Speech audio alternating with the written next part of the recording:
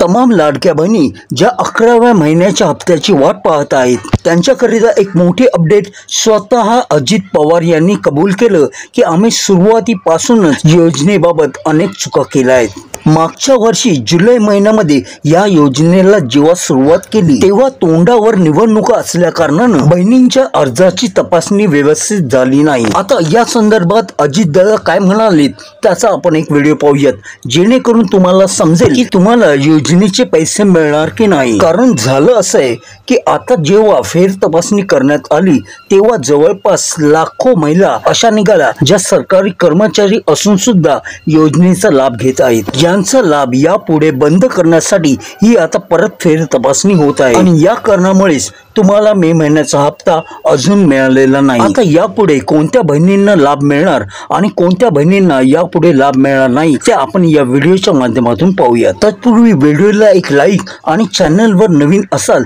तर चॅनलला सबस्क्राइब करून बेल आयकॉन प्रेस करा। तुम्हाला मे महिन्याचा 11वा हप्ता नेमका कोणत्या दिवशी मिळणार ते देखील तुम्हाला समजेल तर व्हिडिओ शेवटपर्यंत पहा।